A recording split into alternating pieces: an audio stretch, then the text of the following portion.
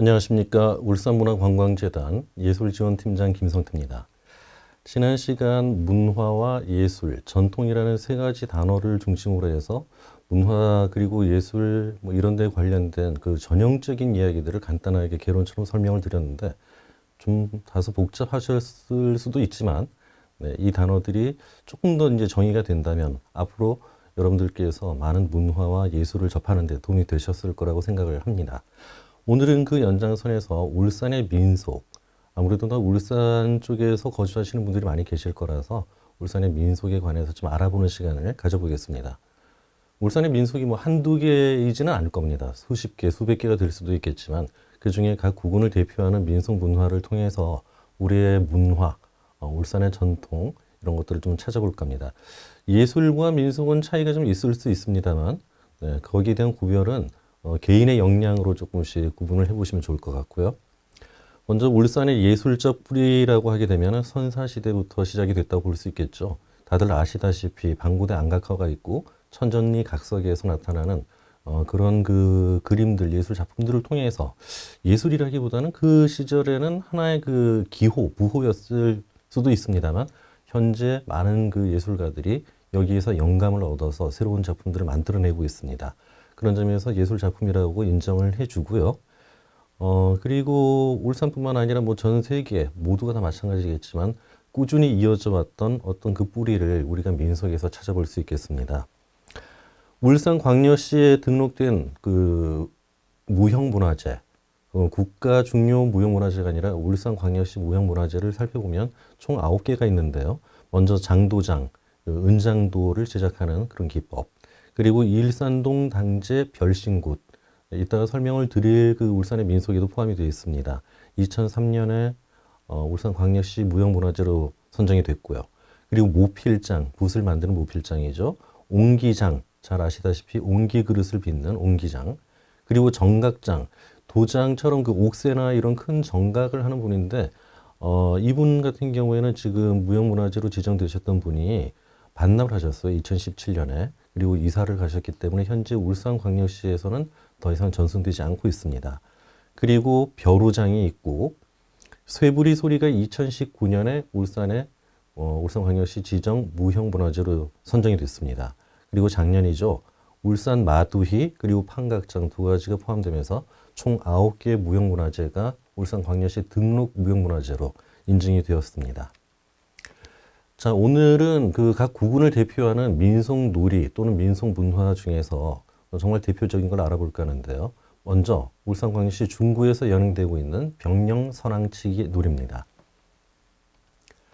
이 병령선왕치기는 울산광역시 중구 병령 지역에서 정월대보름을 기점으로 해서 기싸움, 깃발이죠. 깃발을 들고 서로 겨루는 그런 놀이와 또 풍물 겨루기 등으로 행해진 전통 놀이입니다.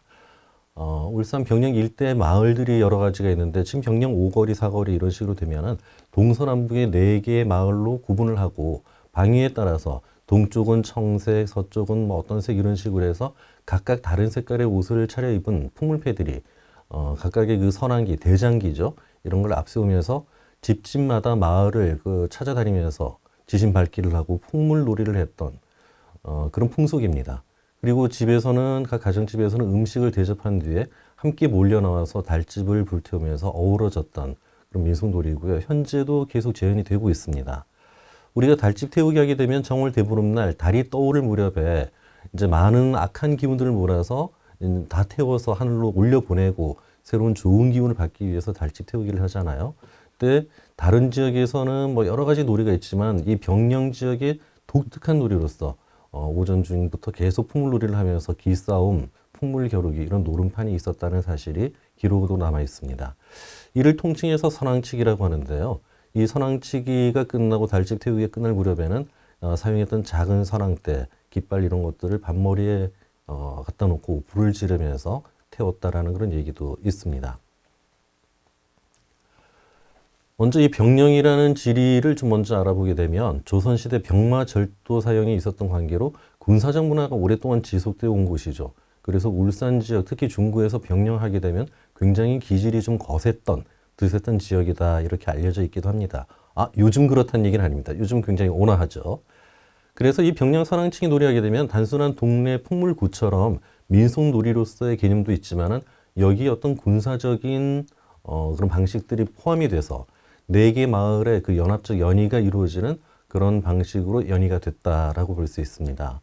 말씀드린 것처럼 병영 지역을 동서남북 넷으로 나눴고요.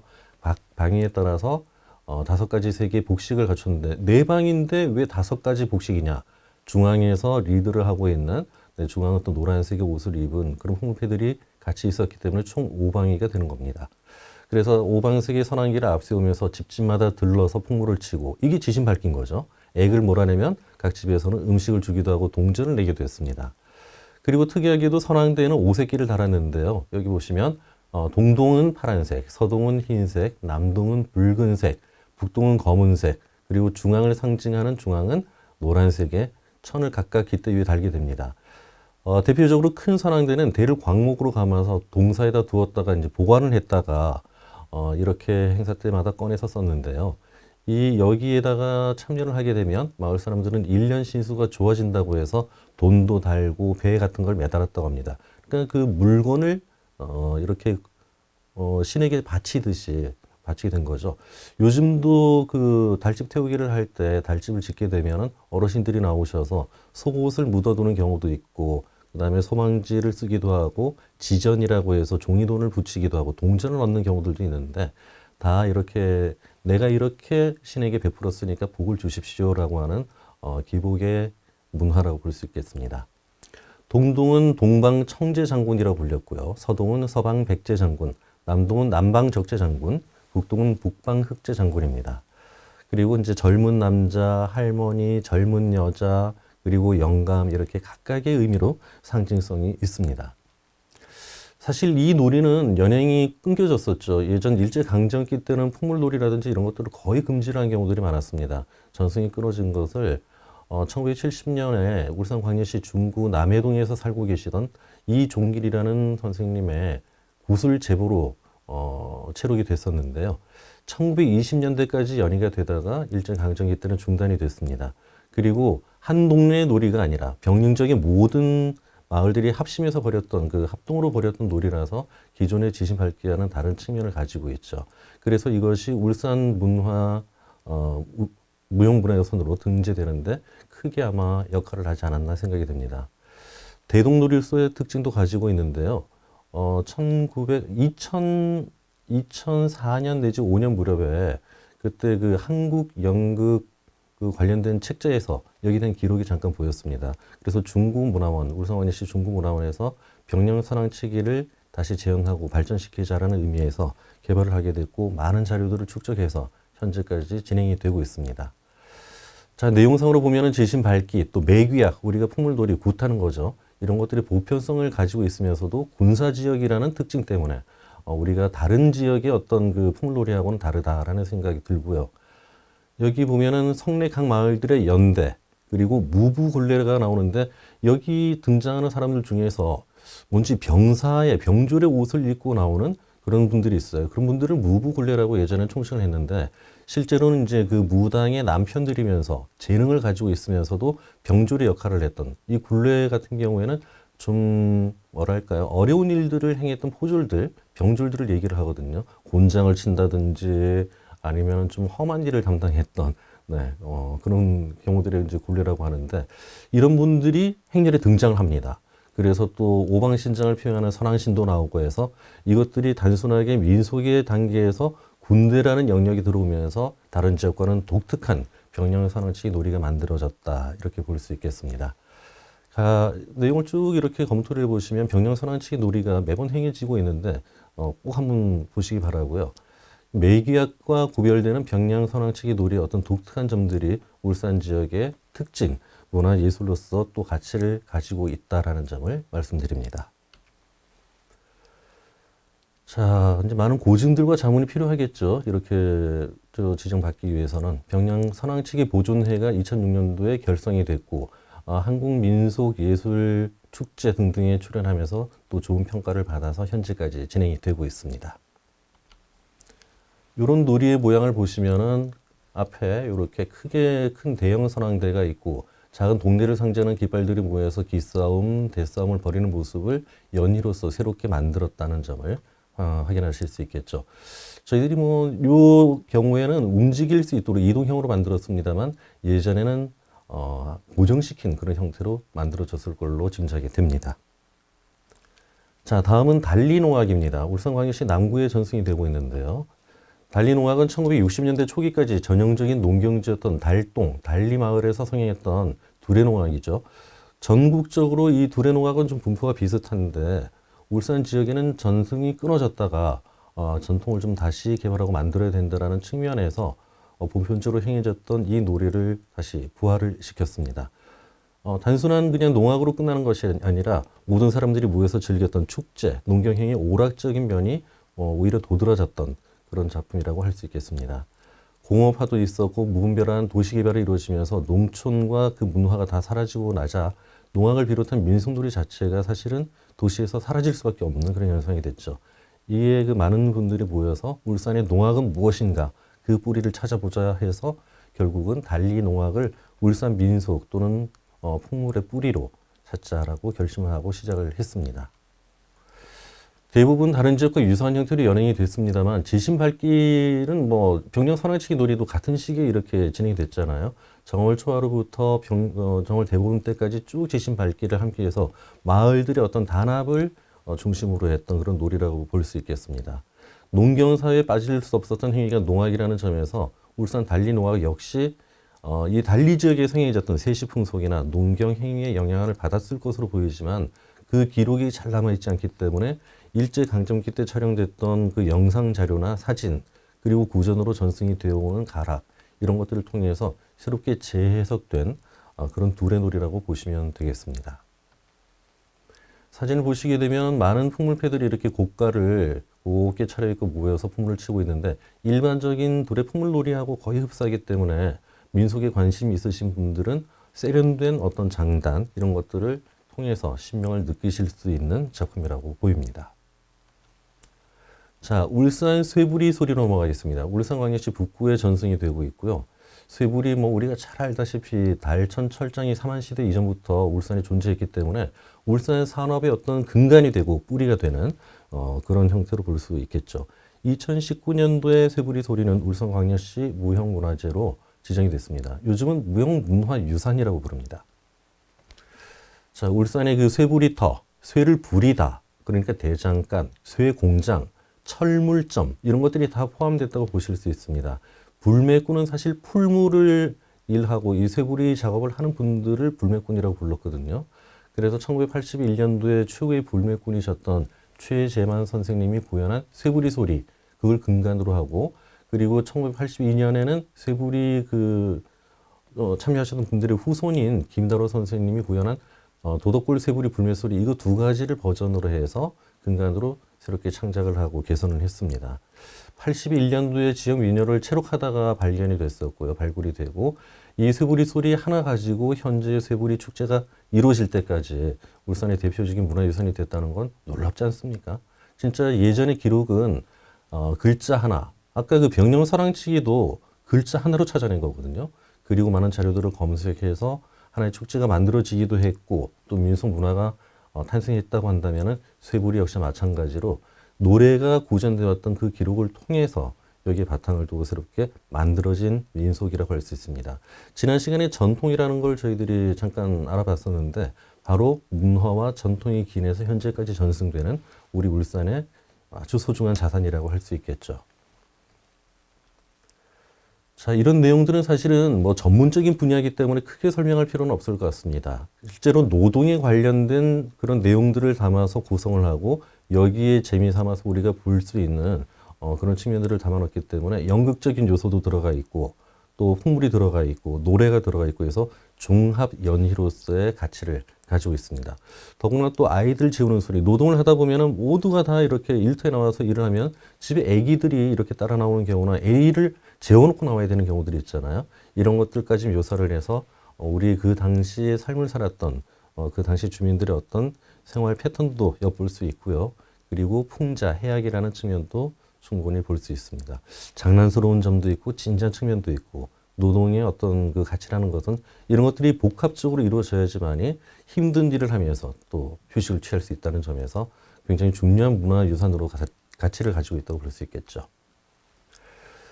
자, 이런 내용들은 자료를 참조하셔서 나중에 새부리 소리에 관심 있으신 분들 혹시 논문을 쓰거나 이걸로 새로운 어떤 문화나 예술을 창작하시겠다는 분들은 꼭 자료를 많이 수집을 하셔서 참조하시기 바랍니다.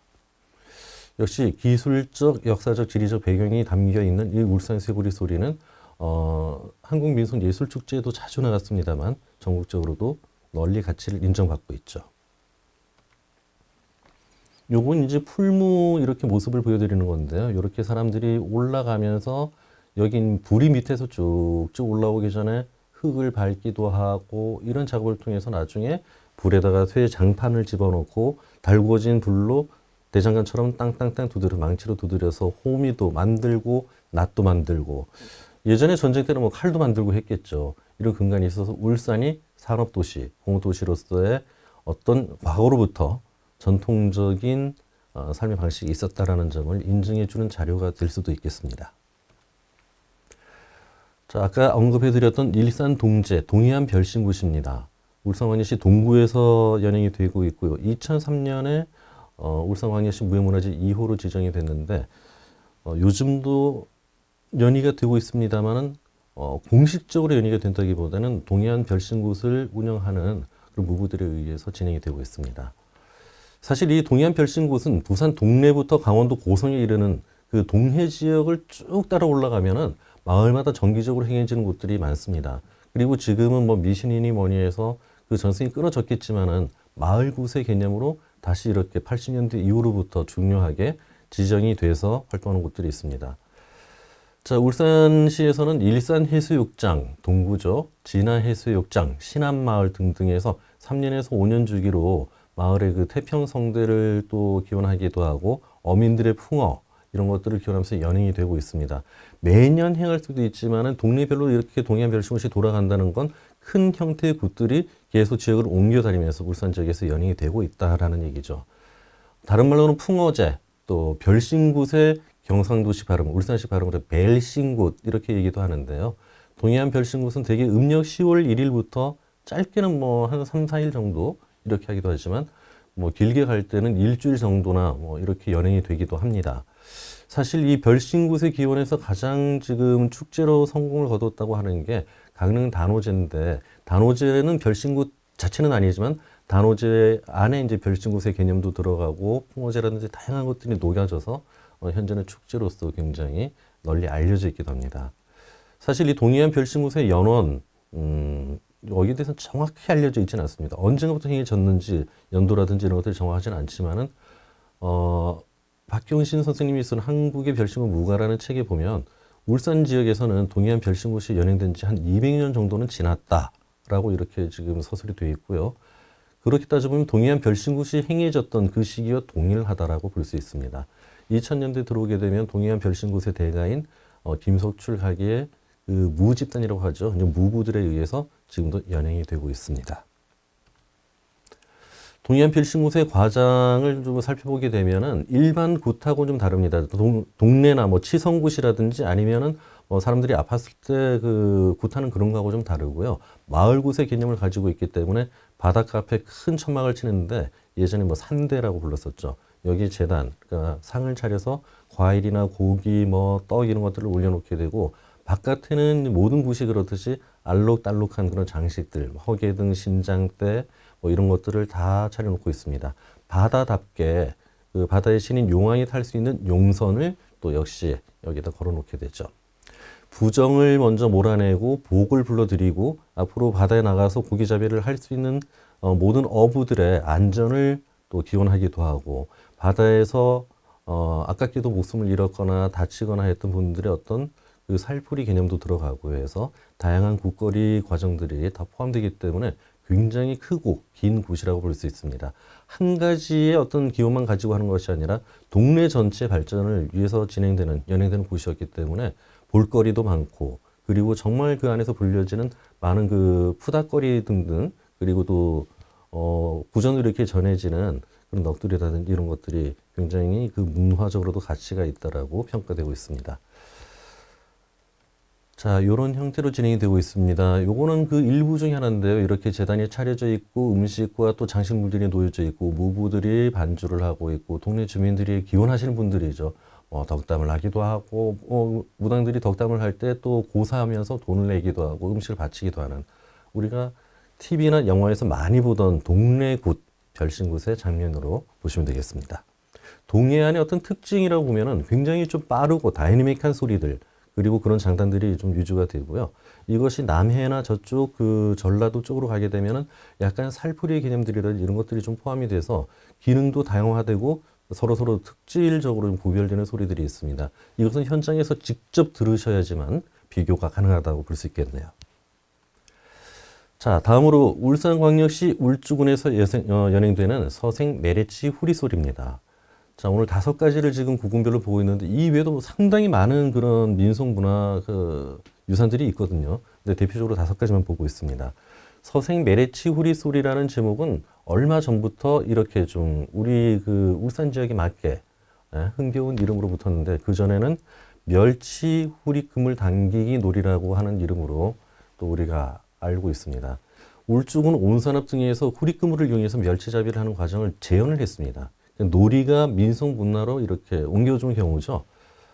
전승 지역의 서생을 중심으로 2022년부터는 서생포 메레치 후리소리다라는 이름으로 그 지역을 좀 특질화해서 이렇게 이름을 좀 잡아놨는데 그 이유는 울산 전반적, 울주군 전체적으로 확산을 하려면 그 지역의 특질이라는 게 사라집니다. 다른 지역에는 없고 울주 온산읍에서만 전승되는 독특한 특질을 우리는 이름으로부터 찾아야 된다고 해서 그 전에 멸치 후리금을 당기기 놀이에서 이름을 서생포 메레치 후리소리라고 굉장히 좀 친근한 이름으로 다시 변화시켰다라고 보시면 되겠습니다. 이 놀이는 직접 참석해 보신 분들도 많이 계실 것 같은데요. 바다에 넓게 이제 그 그물을 둘러칩니다. 네, 일단 배를 타고 그물을 끌고 나가겠죠. 그리고 나서 둘러친 다음에 무태서부터 많은 주민들이 달라붙어서 두 끝을 끌어당기면서 물고기를 잡는 후리금을 이걸로 이제 멸치를 잡는데 물론 다른 고기들도 들어오겠죠. 별의별 게 다 들어올 거예요. 그래서 이런 전통적인 어로 방법을 지원한 그 놀이인데요. 후리금을 물때가 딱 들어왔다 할 때 작은 배를 타고 해안에서 가까운 연안으로 가는데 거기가 뭐 한 800m 정도에 된 그물을 치기 때문에 아마 바로 이렇게 가까운 것보다는 조금 연안으로 나가면 고기들이 좀 몰려있을 그런 지점까지 도착해서 그물을 놓고 어느 정도 시간이 지나고 나면은 무태에서부터 그물을 으이샤 노래도 부르고 하면서 당겨서 이제 고기들을 잡는 형태가 되겠습니다. 요즘에 뭐 배에서 투망이나 어망으로 다 해결을 하기 때문에 이런 거는 직접 행하지는 않겠지만은 하나의 전통적인 방식이고 배를 타고 직접 밖으로 나가는 것보다는 마을 사람들이 무태에서부터 멸치를 잡는 방식이 아까 쇠부리 놀이처럼 노동과 연관된 하나의 놀이 문화로서 발전했다라고 보시면 되겠네요. 자, 1960년대 후반 이 그 멸치후리 그물은 실제로 그 노동으로서의 멸치후리 그물은 사행길에 접어들었었죠. 그리고 1970년대 중반 이제 공단이 조성되고 하면서 완전히 사라진 그런 어업 방식이 됐습니다. 하지만 울산만의 특징을 가지고 있는 노래도 남아있고 민속적 요소가 많이 있기 때문에 전 과정을 재현하기 위해서 그래도 70년대, 60년대는 직접 활동하셨던 분들이 많이 계시잖아요. 그래서 어민들, 그 지역의 분들, 현지인들과 함께 이 작품을 만들었습니다. 그래서 원형을 거의 원래 모습과 함께 가깝게 재현을 했습니다. 아마 이 후리금을 당기기 형태는 아주 오래전부터 사용됐을 거로 생각은 됩니다만은 이제 그 전체적으로 요즘 후리금물이 없기 때문에 그 울주문화원에서 중심이 돼서 이 사업을 진행을 해왔었고 현재도 계속 진행을 하고 있습니다.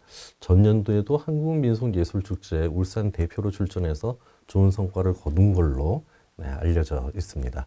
요즘 그 서생 쪽에 있는 진화해수욕장에서 어떤 그 풍물놀이와 더불어서 재밌게 행해지고요. 또 이제 이 놀이가 모트로 나와서 하나의 연희 형태로 행해질 때는 배 모양의 어떤 그 세트라든지 이런 것들이 등장되면서 지역 주민들도 참여할 수 있는 굉장히 재미있는 축제화된 그런 놀이가 되어 있습니다. 사진을 보시게 되면 이렇게 후리 그물을 놓고 예전에 뭐 가롯을 입으셨는지 모르겠는데 아마 그 지역의 특징을 만들기 위해서 이렇게 옷을 차려 입으셨겠죠. 저쪽 여기가 이제 망배입니다. 여기서 그물을 쭉 끓여놓고 그 끝을 요렇게 U자 형태로 여기서 이제 한쪽 주민들이 잡고 계시잖아요. 그럼 반대쪽은 쭉 둘러서 반대쪽에서 또 잡고 계시는 분들이 있어요. 그래서 으쌰, 어영차 노래를 부르면서 그물을 끌어당기면 이 안에서 아주 많은 물고기들이 잡히게 되는 형태입니다. 자, 이렇게 해서 5가지 울산의 민속 연희, 그 민속 놀이에 관해서 알아봤는데 이 위에도 굉장히 수많은 민속들이 있거든요. 이것들은 여러분들께서 좀 정리를 하실 필요도 있고요. 뭐 여러 군데를 여행 다니시거나 또 울산을 답사를 하시면서 그 지역의 민속놀이는 그냥 단순하게 전승되는 것이 아니라 지역의 역사와 전통성을 계승하면서 가지고 있는 특질이 있습니다. 어떤 특징과 특질이 있는지를 찾아내는 것이 사실은 미래가 해야 할 일이고 현재 우리가 감당해야 할 몫이라고 봅니다. 학자들, 예술가들, 전문가들 몫으로만 남겨둘 것이 아니라 모든 사람들이 관심을 가지고 동참을 하고 그리고 호응을 할 때 우리의 전통은 끊이지 않고 쭉 개성될 수 있다는 점을 말씀드리고 싶습니다. 이상으로 마치겠습니다. 감사합니다.